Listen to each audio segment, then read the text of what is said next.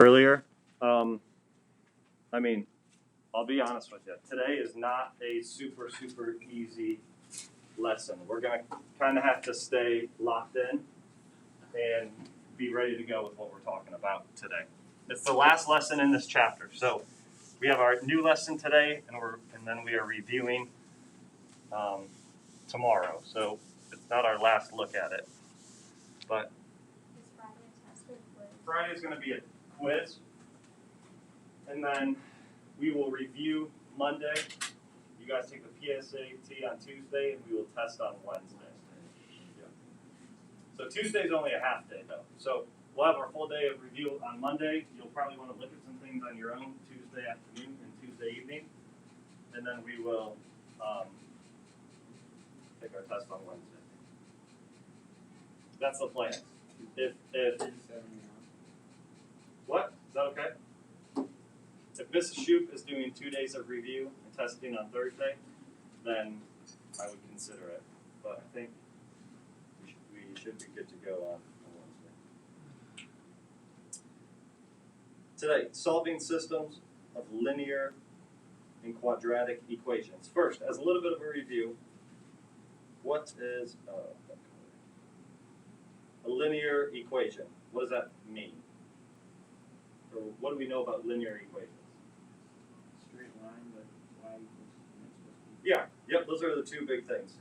Our linear equations, y equals mx plus b, that's the format that we've talked about them in. And then also, a linear equation means that we are dealing with a line. Good. Quadratic equations, what do we know about those? We've talked about those more recently. Okay, somebody besides Layton, but I like what you're saying is correct. Quadratic equations.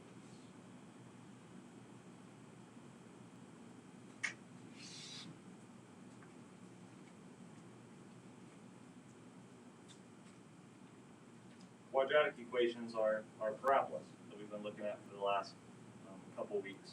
Quadratic equations are in the form ax squared plus bx plus c. So that standard form that we've been working with for the last couple weeks as well. But quadratic just means that the x value is squared. Okay? That's the type of equation. So we need to be able to solve systems with linear equations and with quadratic equations. That word, or that phrase, solving a system of equations, does that sound familiar to you guys? According to the textbook, you talked about that in chapter 4, which would have been, I think, the end of Algebra 1A, solving systems. But that was a long time ago. And you guys might have been virtual there, I think. But that's what we're looking at today. Really, the whole lesson part of today is examples. So first, we're going to look at a couple of examples of how to solve a system by substitution. Now, again, you might have talked about it already, but when we say solving a system, that means that we are solving two equations that have two variables in it. That would typically be how we talk about a system. Also, with these systems, we have an x squared and an x value. So not only do we have x and y, that's typically what we see in a system, is they have two different variables, but also we have x squared and just a regular x for most of them that we would be looking at. So today we're looking at two different ways that we can solve these systems. The first one that we're going to look at is substitution. When we solve a system, so what we're trying to do is solve for x and solve for y. When we solve a system by substitution, we want to get these equal to the same thing so that we can set them equal to each other. Already in the form that these are they already set equal to the same thing?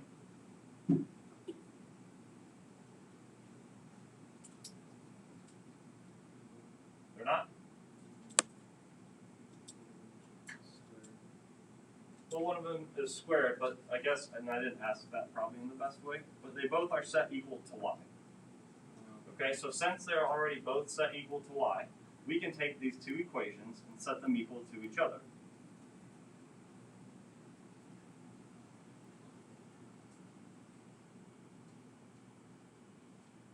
So this would be solving by substitution because they're both set equal to y. So no matter what y is, they're both set equal to the same thing.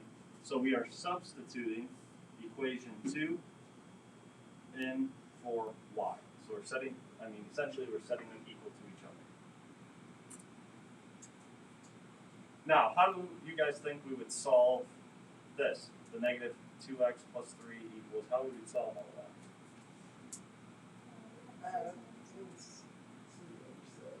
I think you guys said the same thing. Bring everything to one side? Yeah. So if we first bring the negative 2x to the other side, that means we are adding 2x to each side. So 3 equals x squared plus 3x minus 1. Now we need to subtract 3 from each side. That would be minus 4. Now how do we solve this? We could graph it, yeah. We definitely could graph it. What else could we do?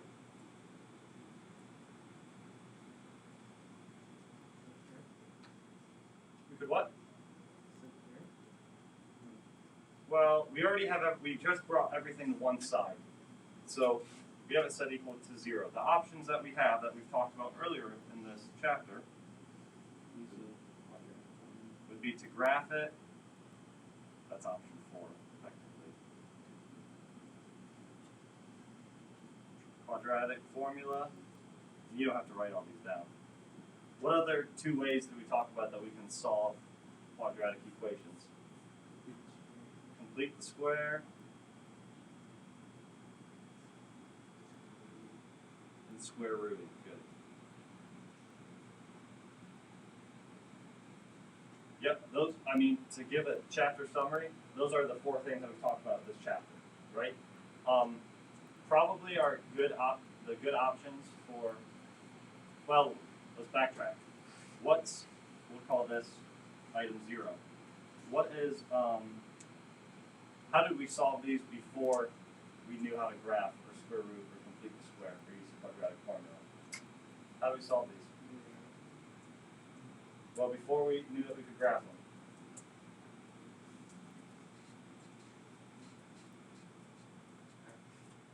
Yeah, we just factored.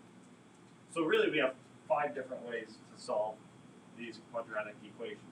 And it'll be a different, sometimes it's easier to square root with certain types of equations.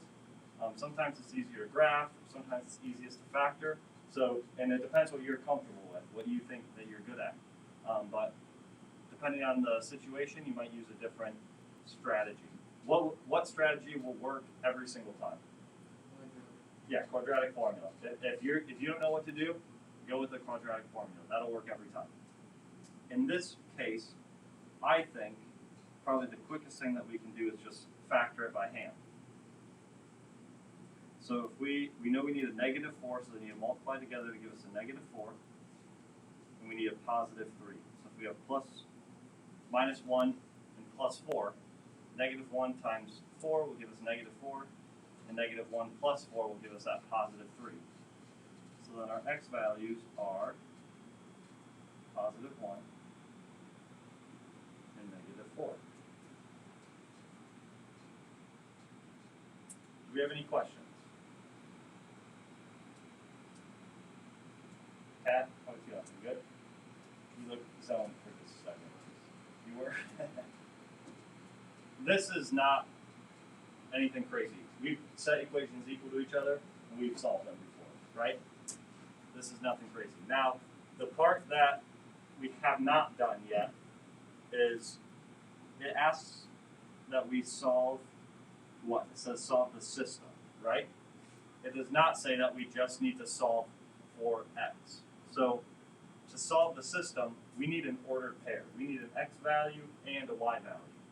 So what do you think we have to do with these 2 x values to find our y values and solve this system? Well, graphing would work, and we will talk about graphing. But what else could we do? Yeah, if we plug the x's in, we could find our y value, can't we? So, which equation do you think it would be easier to plug the x's into? This one, equation 1 or 2?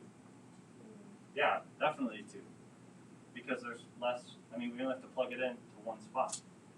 So when x equals 1, y equals -2 times 1 plus 3. So y equals -2 times 1 is -2 plus 3 is just 1. So our first solution, if we are fully solving this system, our first solution is 1, 1. That ordered pair is one of our solutions.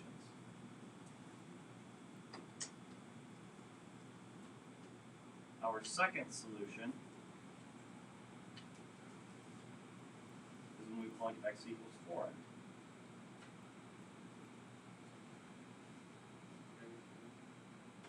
-2. Is that what our final answer is? Did I miss something? Oh, -4. Gotcha. -2 times -4 is 8, plus 3 is 11.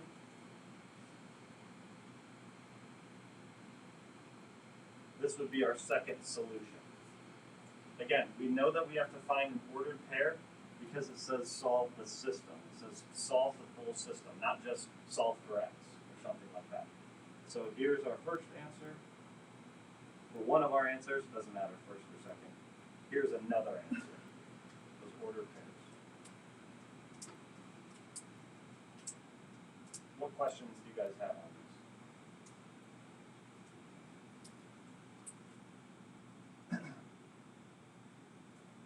Would you like to see another example or go on to the second thing that we're learning today? One more example. If we're solving by substitution, this one is a little bit different. We just have y equals 9, y equals x squared plus 9. Again, they're both already set equal to y. So since they're set equal to the same thing, we can set them equal to each other. Now we need to get everything set equal to 0, so subtract 9 from each side. Yeah, x would just equal 0. We square root both sides, x is just going to equal 0. Now to solve, what do we need to do? Still. Yeah, put x in for, let's go with the top one, because the top one has an x in it. So our ordered pair, that's our solution, is 0, 9. That one was a little bit easier, because we just have one x value. I will leave the second one for you guys to do, that you need to show me before getting your homework. But that first one we get together. Any questions about solving? Again, the big picture what we're looking at is solving systems. The first way we looked at to solve a system is by substitution. That we have both of our equations set equal to the same thing, and then we set them equal to each other and solve. The second way that we can solve these systems is by elimination. Does that sound familiar at all? It said that you talked about that in chapter 4.2 or something like that.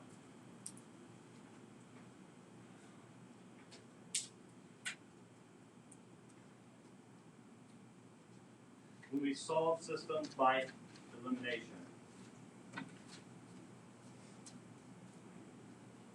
we really are just subtracting. When we see elimination, we could think solving these systems by subtraction, okay? We are subtracting each system from each other. So the first thing that we want to look to do is set it up so that common terms are lined up with each other. Here's what I mean by that. In the second equation, do we have any x squared?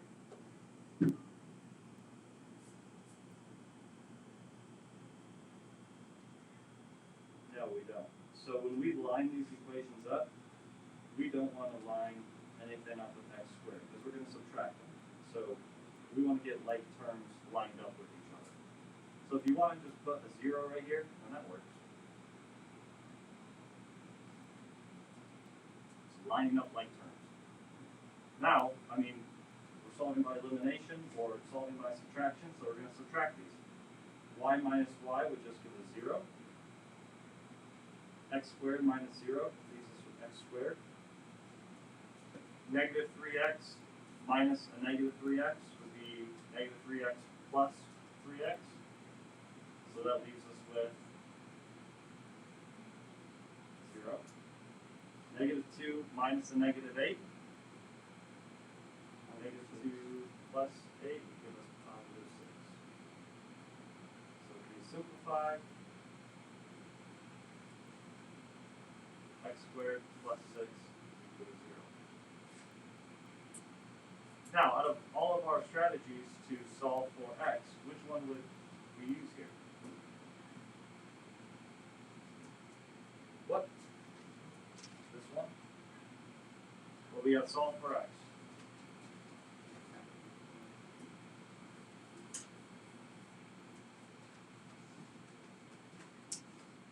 Which one did Tad say? Yeah, square rooting. So we take 6 to the other side. Square root both sides. Can we square root a negative? Nope.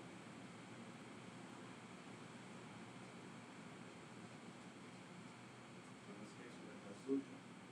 We cannot, in other words, we cannot solve the system. They do not intersect these two lines.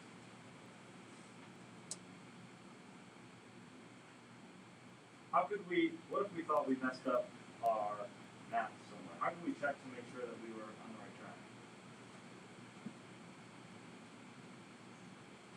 Any idea?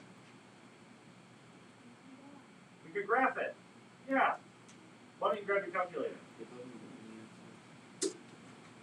Well, in this case, and I probably should have explained this a little bit more in the beginning.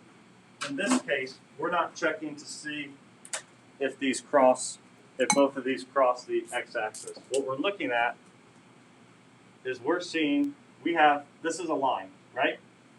This is a parabola. What we're looking at is if our line and our parabola ever intersect. That's what we're trying to find by solving these systems. Does our line and does our parabola, do these two equations ever intersect? Do they ever hit each other? So that's what we're checking and finding by solving. That's why, can you get your eyes for 1 second? That's why we need to have an ordered pair as our solution, right? 0, 9 was our solution here. We need to have an ordered pair because these are actual points on the graph where they're intersecting, and that's what we're solving for. So if we graph, where'd it go? This one. Anyways, so you can see. Did you guys get both of those in your y equals? Go ahead, type them both in. Yeah, they do cross. We did something wrong. Oh, this is supposed to be minus 2x.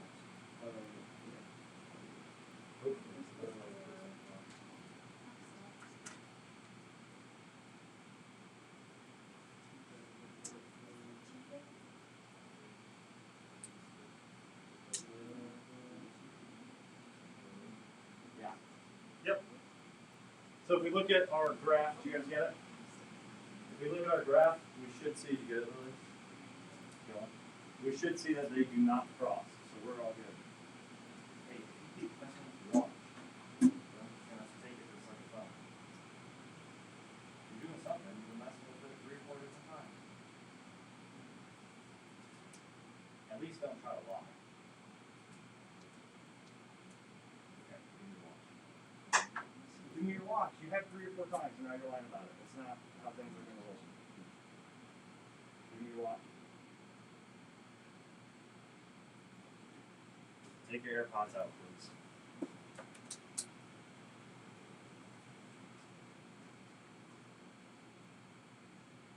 All right, let's look at one more example, and then I'll cut you guys loose. Solve the system by elimination. What's the first thing we need to do in number 4? Yeah, we need to line them up. Line up our like terms.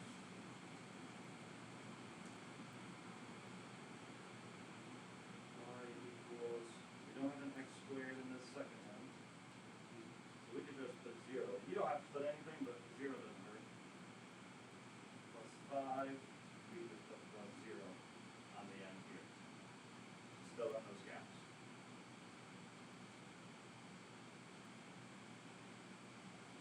Now, when we see elimination, what operation are we doing? Add, subtract, multiply, divide?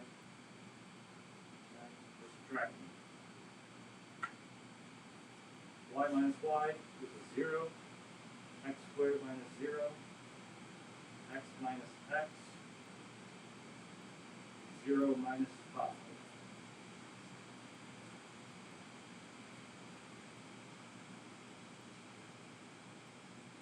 What strategy is going to be probably easiest to solve this one?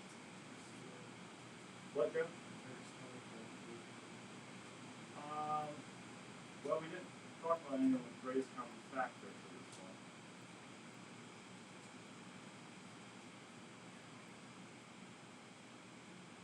We have x squared minus 5. We would bring 5 to the other side and square root of? Yeah, we could. So add 5 to both sides. Square root both sides. We can't forget our plus and minus. So there we go. Plus and minus square root of 5. Are we done? We are done? Really? Did we solve the system? Did we get 2 points? Actually, no. Oh, you said we are done? Remember, to solve the system, we need to get an x-coordinate and a y-coordinate. So we found our x's. We know that x could equal square root of 5, or x could equal negative square root of 5. How are we going to find our y's? Yeah, plug it in. Which one do we want to plug it into? It really doesn't make a huge difference. But probably the bottom one, because there's only one x.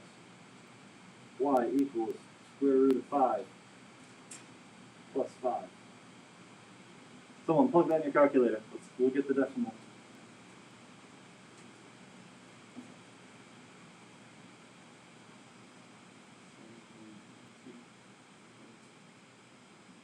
$7.2.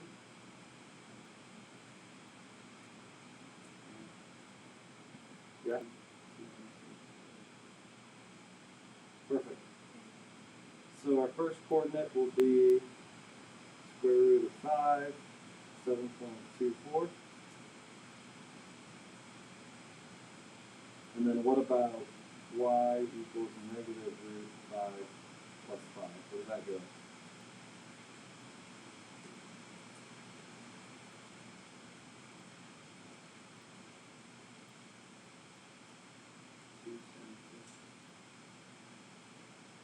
So then our second coordinate would be negative square root of 5.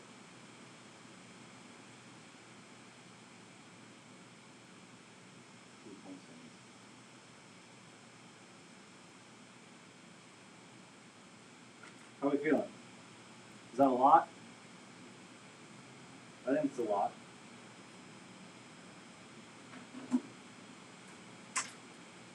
Like you guys have said, you have solved systems before, I think by elimination and by substitution. So that's not, anything insane. Hopefully what we need to understand and see big picture is right here. That we need to understand that when we are solving these systems, that we have two different equations. One of them represents a parabola, the other one represents just a line. And by solving the system, we're seeing where that parabola and that line intersect. Or, like what we saw in, which example was it? In this one, maybe they don't intersect at all. So we could find that as well.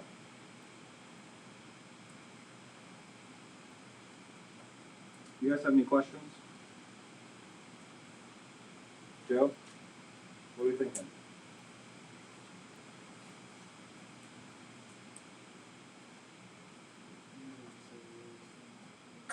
A little bit confusing. I think we can do it.